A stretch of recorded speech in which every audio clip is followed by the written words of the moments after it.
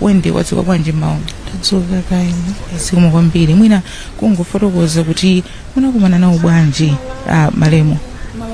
Nakumana nawo, I think in 2002. He was a very good friend to my fiance.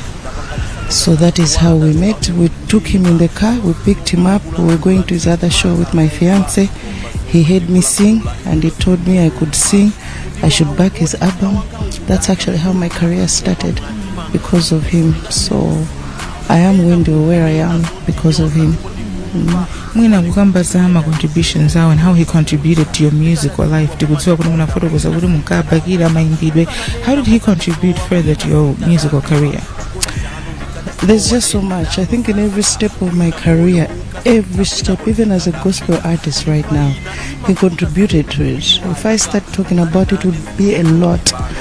And I think I can only honor him by respecting his wish, which he has sung in the song Zimwa Soja, that we should not talk about kuchuka kwao olo tisadzakambe zanchito zimene anapanga koma timpange remember as munthu anali soja wa amphawi. He tried his best to do for olemala na widows. So for me, he also used to say that to me a lot of times. So I think I can only respect his wish by celebrating him in that way, kuti anaisesa kuti akhazikise moyo wa anthu ena bwino with all of us. Takhala kumva kwambiri kunena kuti soja amakonda othandiza anthu. Could you just speak to that as well? He had so many people. Ana mbirimbiri omwe amalipirira school fees, many over 20.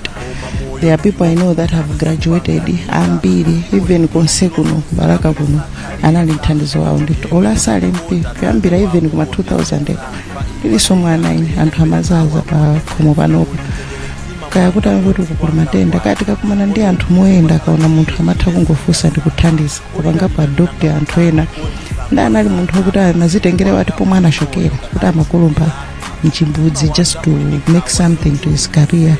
Akamaona anthu ena analiso munthu wofikira kuti anybody's life can also change. Amapange encourage anthu koma samazisungira soka chuma chawo chambiri anadzala mu anthu.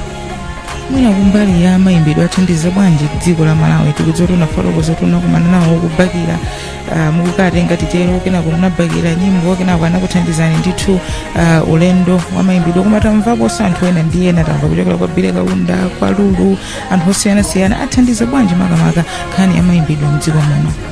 Kumakale anthu ena anthu tosefe ambiri kuti ambisa kuti tipite pamapo chifukwa kwambiri anayamba kwambiri nyimbo ndiwo waja anali kusiyasa samatengeraso kuti mpikisano oyanga pange mabwino ndani tosefe monga anthu imba omwe mwatchula amatithandiza ndithu kwambiri kaya kupita kuma radio kaya kumachani amapanga zambiri ndithu kutukula ndi kusiyasa ndipo aliyense akaona kuti munthu ali ndi luso apanga bwino amatipasa chance yoti tioneke pa stage oloti tipite muzaona kuti oyimba ambiri beti machokera kuti kumene kujako kuti kuyamba kayi ndi zembani ndipo mumatha kudziwika bwinobwino and amakusiyani ndithu anthu kuti kaya wakuthandizani mupite kopanda chilichonse chimene amatani amafunsa nde wapanga contribute kwambiri legacy yake. He lives on through imba ambiri ife pa Malawi almost ambiri even ang'ono ama upcoming panopo we know many omwe Lucius mwina wapasa advice kwathandiza kuimba nawo nyimbo.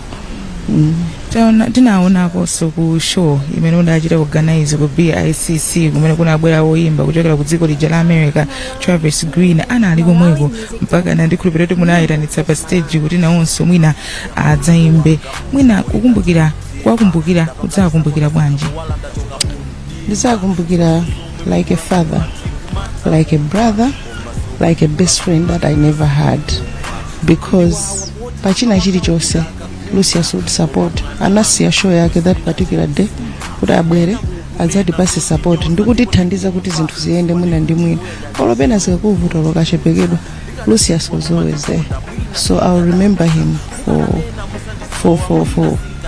for me. You are talking to me, you know me as Wendy because of Lucius. Without him it's not there. So I really just give glory to God and celebrate his life for the time God gave him to us to be with us. Mwina kungotegera ku fondest memory imene udzakhale nayo mpaka kale kale? There are too many. Like I said, he was a father, but he was my best friend. There are too many. If I just have to say each and every memory, most of them, they are just too many. yeah. Athokoze kwambiri Wendy kwathu mkungu noti pepani Wendy Harawa mmodzi